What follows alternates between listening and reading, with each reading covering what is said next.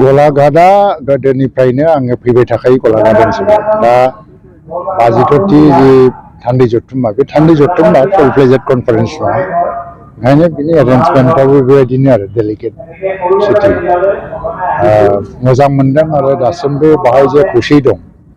आरो आं बेखौनो बुंबाय थायो जे हारिनि मोनफ्रोमबो सोमावसारनाय एबा दुखु खैफोद बे समफ्राव बिटिसि ओनसोलनि बाहेरायाव थानाय बर' मानसिफोराबो समानै समानै बाहागो लानानै खस्थ'खौ सैबाय थायो बेनि बेनिफिट हिसाबै हयथ' जेबो मोना जों दा बिटिसिआव जायफोर दङ बिसोरथ' एफा एनैबाबो 2003 मायथाइनि उननिफ्राय एफा एनै बेनिफिट मोननो हमबाय एफा एनै सोरबा नंथ्राबाबो एफा एनै साख्रि मोनबाय सोरबा स्किम मोनबाय सोरबा लामा जाबाय बाहेरायाव थानाय मानसिफ्रा जेबो बेनिफिट मोननाय बे सोमावसारनायनिफ्राय बेनिफिट होननानै बिसोर नागिराखै अब्लाबो जेबो मोनाबाबो बिसोरो बिना सात्रआवनो बाहागो लायो आरो खामानि मावफालांबाय थायो बेनि थाखाय जोङो जेब्लायबो खर' गंग्लायनांगोन जे बिटिआर ओनसोलनि बाहेरायाव थानाय बर' फिसाफोरखौ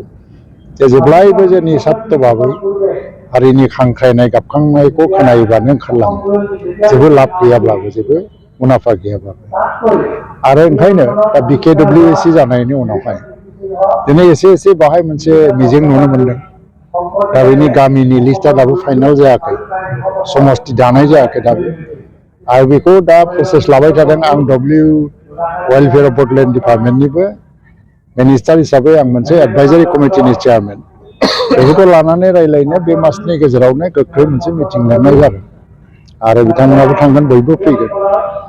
फारि फारि गामि सोनाय लिस्टखौ फाइनाल खालामनाय आरो समस्ति बानायनानै इलेक्सन खुंनाय काउन्सिलाव अब्लासो फुल फ्लेजेड बाजेट फैगोन बेवहाय आरो इलेक्सन जायागौमानि बाजेटआ फैनाय नङा थ' बेवहाय जाहाथे समान मोनसे जौगाखांनाय लाबोयो बे ओनसोलनि बर'फ्राबो एफा एनै लाब मोनो फार्स्टथिं दुलाराय बर' फरायसा आफादनि बे जथुमाव हारिनि गोबां जेंनाफोरखौ सावरायनाय जादों बिटिआर एकर्डनि बाथ्रा गोख्रैनो सुफुंनांगौनि बाथ्रा बेफोर जों राजनितियाव दं हिसाबै दा पावार पलिटिक्सआव दं गभर्नमेन्टआव दंफायो बे जोंनि मरेल रेसपन्सिबिलिटि बेखौ मावफुंलांनांगौनि थाखाय जों नाजाबाय थादों प्रमद बर'नि दैदेननायाव जे बिटिआर काउन्सिल जादों बेहायबो नाजाबाय थादों रिहेबिलिटेसना माने 50%नि बारायानो जाबाय गामि सोसननाया दासो एसे जागायजाहांदों फारसेथिङै माने बावहाय पेकेजनि फैसा फैनो आराम्भ जाहांदों माने बिदिनो आरो भारत सरकारनि दारैहाय माखासे एक्ट पास खालामनांगौ दं पार्लियामेन्टआव बेखौ दाबो खालामनो हानाय जायाखै आरो खिन्थु बियो खालामनायनि लामायाव थांगासिनो दं फारसेथिं कार्बि आंलंनि बर'फोरनि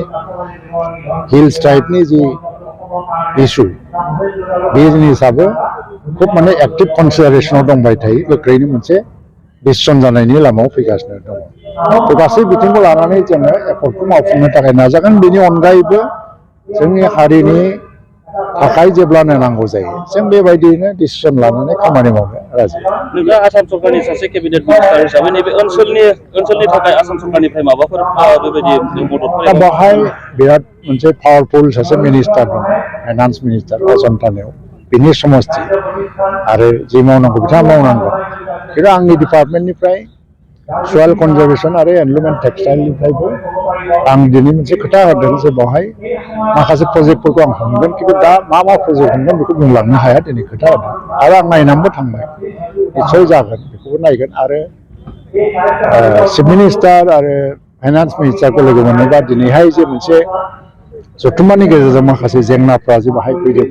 आंखौ लोगो मोननानैबो बुंगोन बिनि सोमोन्दैबो आं बुंगोन बेखौ जाहाथे मावफुंनानै फरायसालिनि जेंनायाव गोलैनानै दं होननानै बुंनो रायजो राजाफ्रा फरायसालिनि जेंनाया जोबोद गिदिर बाहाय थारमाने बर' मिडियाम फारसेथिं एनरलमेन्ट आंखाल जाबाय फारसेथिं माने टिचारनि आंखाल प्रभिन्सियेलाइजेसना दाबो जायाखै बे हिसाबैनो माखासे स्कुलफोरखौ प्रभिन्सियेलाइज खालामनो थाखाय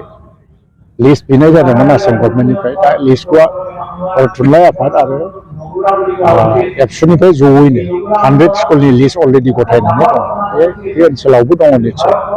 खिन्थु माखासेफ्रा क्राइटेरियाफ्रा गोरोबनो हायिनि थाखाय जबरदस्तबाबो खालामनो हायाखै दा मोनसे खोथाया बेबो जे जोंनाव दा जेसेबां सरकारि स्कुल दं बर' मिडियाम फ्राय समानफ्राम नङाबाबो बहुद बुरजा प्राइभेट स्कुलबो दं आरो प्राइभेट स्कुलफ्रा इनफ्रास्ट्राक्चारबो आंखाल आरो फोरोंगिरियाबो एसेबां सेलारि मोना अब्लाबो बै प्राइभेट स्कुला बेनि गेजेरजोंनो सोलिबाय थानानै बेटार रिजाल्टबो खालामगासिनो बर' मिडियामखौबो सार्भिस होदों स्टुडेन्टफोरखौबो सार्भिस होदों बे पइन्ट अफ भिउ इनफ्रास्ट्राक्चारनि आंखाल आरो टिचारनि आंखाल बेफोर जेंनाफ्राथ' दङ जों मिथिगौ खिन्थु बेफोरखौनो बुंनानै जाहाथे जोंनि टिचिं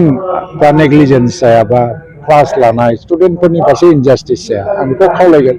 हायो खम सेलारिजों प्राइभेट स्कुला बबेबा स्कुला मान्थलि 2500-3000ल' बेथन जोंनि इउ एन एकाडेमिया एसे बुरजा होयो क'क्राझारनि इउ एन एकाडेमिया बुरजा होयो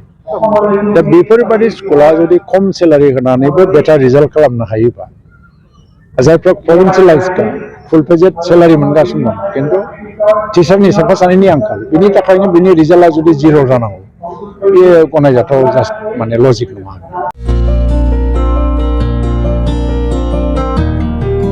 उदालगुरि नोगोरनि शंकरदेव मिशन हाई स्कुलनि साखाथियाव थानाय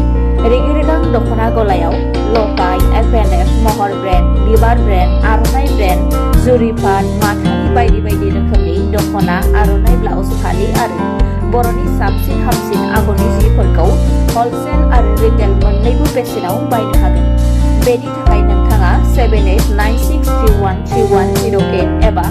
8471820909 जानबुं नाम्बाराव सुलाद लानो हागोन।